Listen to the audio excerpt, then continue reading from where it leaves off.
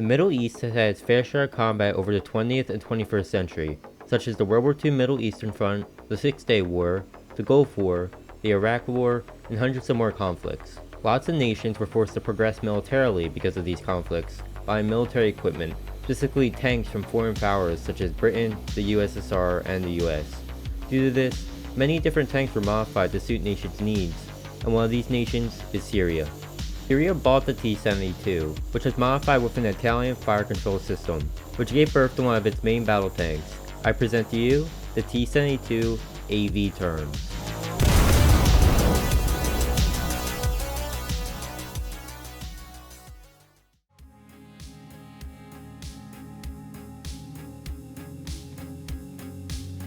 To start off, the TURMS sits at rank 6, and sits at the BR of 9.7. The TURMS is armed with the usual 125mm 2A46M cannon. It has a mediocre reload at 7.1 seconds, which cannot be affected by crew skills, due to all T-72s having a carousel autoloader, so you're stuck with this reload. You also have negative 6 degrees of depression on the gun, which can be pretty inconvenient. Like all MBTs around this BR, you have a dual plane stabilizer, allowing you to fire on the move without any issues. You get a really good shell, which is 3BM42, also known as Mango. The Mango has a max penetration of 457mm, which gets through most enemy MBTs at the BR if you aim at the correct spots.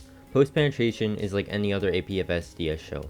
You also get 3BK12M, a HEATFS shell that you can use on lighter targets. Onto the smaller things, you have 2nd generation thermals, and you also get an independent commander's thermal sight, which also has 2nd generation thermals. The optics are pretty solid. For the gunner you get 4 times unzoomed and 12 times zoomed.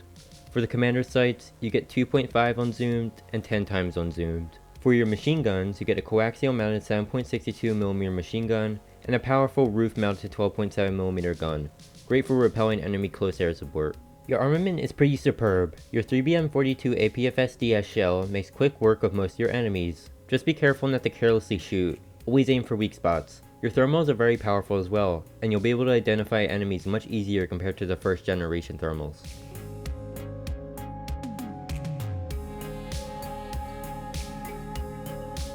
To start off, the most notable thing on this tank are the ERA blocks. If you don't know what ERA is, it stands for Explosive Reactive Armor, which basically means anti-chemical shell armor.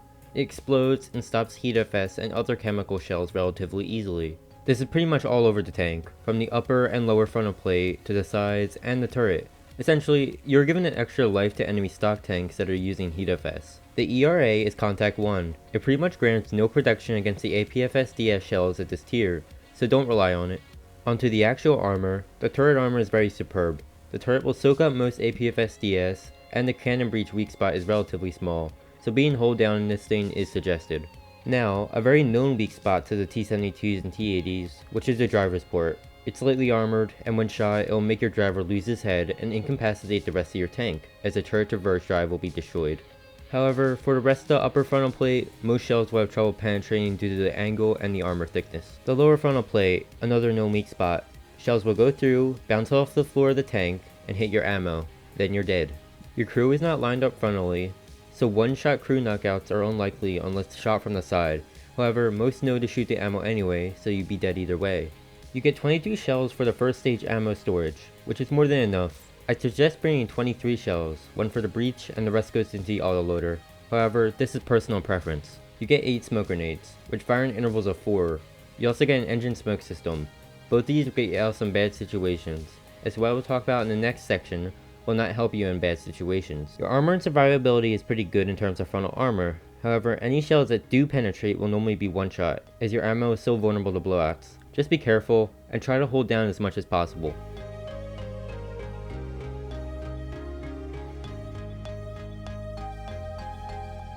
If you already know Russia's top tier tanks, you know how the mobility is because of how noticeable it is. To start off, you get a 780 horsepower CHTZ V46.6 diesel engine. This allows for a decent top speed of 60 km per hour. Now, where this tank falters the most, the T-72 syndrome. You get a horrible 4.2 km per hour of reverse speed, so when you get into a situation, there's no turning back without completely turning around and risking an ammo blowout. When in combat conditions, going through mud and swerving, you can expect to go an average of 33 km per hour. Turning while stationary and at slow speeds is pretty alright. Sometimes it feels sluggish in urban combat, so be cautious. Your horizontal targeting speed has a base speed of 16 degrees per second and a top speed of 20 degrees per second. Your vertical targeting speed has a base speed of 2.45 degrees per second and a top speed of 3.5 degrees per second. In conclusion, your mobility is not great, but it gets the job done. Just don't take too many risks and you won't die because of your reverse speed too much.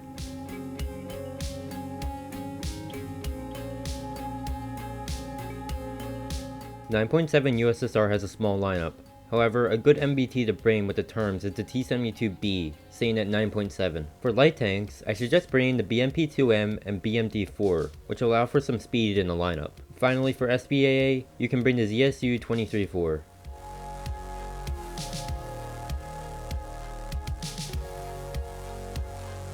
The T-72AV TURMS is a pretty excellent tank when it comes to firepower and armor. However, it is flawed in mobility. Nonetheless, it is still a very solid tank. You can use it to grind through most of the USSR tree. In fact, it's what I used to grind from the IS-2 1944 all the way up to the T-64A. This tank also works very well as an SL grinder. Do I suggest this tank? Yes, definitely.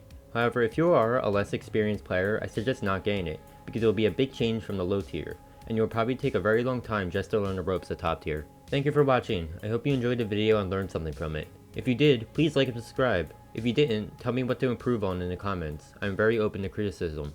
Viper out.